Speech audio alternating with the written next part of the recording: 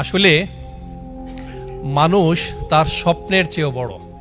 একজন মানুষ আল্লাহর উপর বিশ্বাস রেখে, আল্লাহর উপর ভরসা রেখে, আল্লাহর উপর রিলাই করে যদি সে বিশ্বাসের আলোকে সে যা ভাবতে পারে, সে যা ভিজুয়ালাইজ করতে পারে, সে যা কল্পনা করতে পারে, সে তাই অর্জন করতে পারে।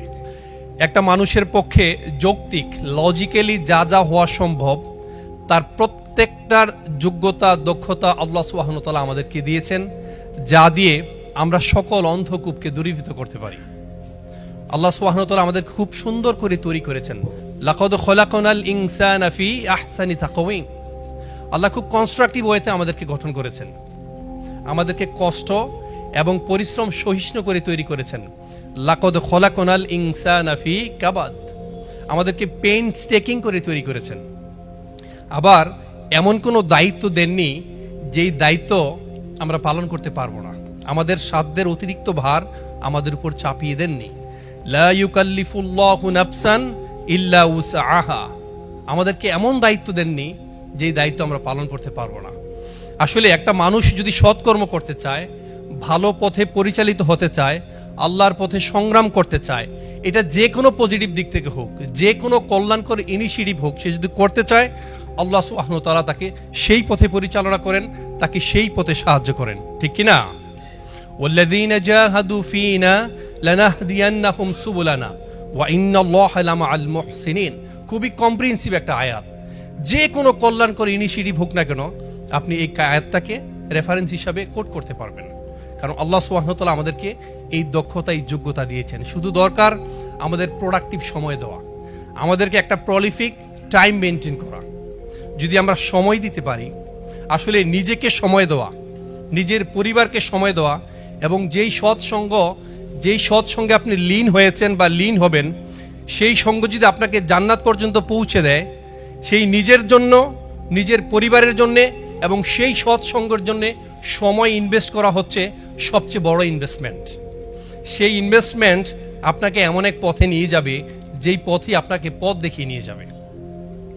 আসলে কোনো ব্যর্থতাই ব্যর্থতা নয়, কোনো সীমাবদ্ধতাই সীমাবদ্ধতা নয়, কোনো লিমিটেশনস নয়, কোনো অবস্ট্যাকেল নয়, যদি না তা মানসিকভাবে কাউকে পরাস্ত করে, যদি না তা মানসিকভাবে কাউকে পরাহত করে। কোনো প্রতিবন্ধিতাই প্রতিবন্ধকতা নয়, যদি না সে প্রতিবন্ধিতা মানুষকে প্রতিবন্ধকতা তৈরি করে। একটা উপন্যাসটির নাম হচ্ছে the old man and the sea. এই উপন্যাসটি লিখেছেন আর্নেস্ট হেমিংওয়ে। তার এই বিখ্যাত উপন্যাস আশাবাদের একটা চমৎকার গল্প তিনি উপস্থাপনা করেছেন। এখানে তিনি একটা লাইন কোট করেছেন। লাইনটি হচ্ছে, a man can be destroyed but never be defeated. A man can be destroyed but not defeated. একটা মানুষকে আপনি মেরে ছাতু বানিয়ে ফেলতে পারেন, একটা মানুষকে আপনি নিঃশেষ করে দিতে পারেন, কিন্তু তাকে পরাজিত করতে পারবেন না। কারণ মেরে ছাতু বানিয়ে ফেলা, সে অসহায়ত্ব প্রকাশ করবে না। একটা মানুষ হেরে যায় প্রথমত নিজের কাছে। আপনি যখন একটা মানুষকে মেরে ছাতু বানিয়ে ফেলবেন, সে পরাজিত হয়ে যায় না। কারণ পরাজিত হয় মানুষ মানসিকভাবে, শারীরিকভাবে নয়। ভাবনায় যে অজেয়, তাকে কখনো পরাস্ত করা যায় না, তাকে পরাভূত করা যায় না, তাকে পরাহত করা যায় না। তাই ভাই, মনে রাখতে হবে, জীবনটা হচ্ছে বারবার শুরু করার নাম। জীবনটা হচ্ছে বারবার শুরু করার নাম। পৃথিবীতে যত সফলতা, যত উন্নয়ন আমরা দেখছি, তার প্রত্যেকটাই কিন্তু ব্যর্থতার যোগফল। তাই কোনো ব্যর্থতা নয়। মনে রাখতে হবে, জীবন যে কোনো সময় থেকে শুরু করা যায়, যে কোনো স্থান থেকে শুরু করা যায়, যে কোনো বয়স থেকে শুরু করা যায়। Life can be started from any place, anywhere, any time, and we will have to start our life from the very beginning. জীবনকে যে কোনো বয়স থেকে শুরু করা যায়, তবে জীবনকে সবসময় শূন্য থেকে শুরু করতে হয়। অনেক কিছু দিয়ে জীবনকে শুরু করা যায় না। জাতির সম্মানিত শ্রেষ্ঠ রাহবার, আমরা একটা বিষয় খুব খেয়াল করতে হবে, আমাদের মধ্যে যেন কোনো নেতিবাচকতা না আসে, আমাদের মধ্যে যেন কোনো হতাশা না আসে। লা তাহজান ইন্নাল্লাহা মা'ানা। Don't be sad, don't be frustrated, don't be disappointed. Always rely on Allah, because Allah is always with us, Allah is watching us. Allah আমাদেরকে দেখছেন, আল্লাহ আমাদের সাথেই আছেন। কখনো হতাশাগ্রস্ত হওয়া যাবে না, বরং যারা হতাশাগ্রস্ত হয়, যারা নেগেটিভ অ্যাটিটিউড দেখায়, যারা সবসময় শয়তানের পা কিন্তু থাকে পেছনের দিকে, যারা আপনাকে সবসময় পেছনের দিকে নিয়ে যেতে চায়, তাদেরকে খুব সচেতনভাবেই just try to avoid them, তাদেরকে সচেতনভাবেই অ্যাভয়েড করবেন। কবি নজরুল খুব সুন্দর করে একটা কথা বলেছেন, বিশ্বাস ও আশা নাই যার, যেও না তার কাছে, নড়াচড়া করে তবুও সে মরা, জ্যান্ত সে মরিয়াছে। তাই আমরা ভাই, আপনারা সম্মানিত আলেমে দিন, আপনারা মানুষকে মোটিভেট করবেন, মানুষকে সহজ করবেন। ইয়াসসিরু ওয়ালা তুআসসিরু ওয়াবাশশিরু ওয়ালা তুনাফফিরু। আপনারা মানুষকে মোটিভেট করেন, সহজ করেন, কঠিন করবেন না। মানুষকে সুসংবাদ দেন, কখনো ঘৃণা জন্মাবেন না। এই যে আমাদের অপার সম্ভাবনা, we have a lot of potentialities, we belong a lot of potentialities, আমাদের এত সম্ভাবনা আছে, আমরা যা দিয়ে সকল অন্ধকূপকে দূরীভূত করতে পারি। মুহতারাম কাজী দ্বীন মোহাম্মদ হাফিজাহুল্লাহ কথা বলে গিয়েছেন আমাদের ডক্টর হিফজুর রহমান, তার আগে বলেছেন আমাদের পীর সাহেব মুস্তাক ফয়েজি সাহেব, আমার পরে কথা বলবেন শায়েখ মোল্লা নাজিমউদ্দিন হাফিজাহুল্লাহ। অত্যন্ত চমৎকার করে কথা বলে গিয়েছেন এবং বলেছেন, এই যে আমাদের গুরুত্বপূর্ণ সময়টা, আমাদের পক্ষে অনেক কিছুই করা সম্ভব। আজকে আল্লাহ রাসূল সাল্লাল্লাহু আলাইহি সাল্লাম এখানে থাকলে তিনিই তো নামাজ পড়াতেন, তিনিই তো প্রতিনিধিত্ব করতেন। আজকে তার অনুসারী হয়ে আমরা সবাই কাজ করছি।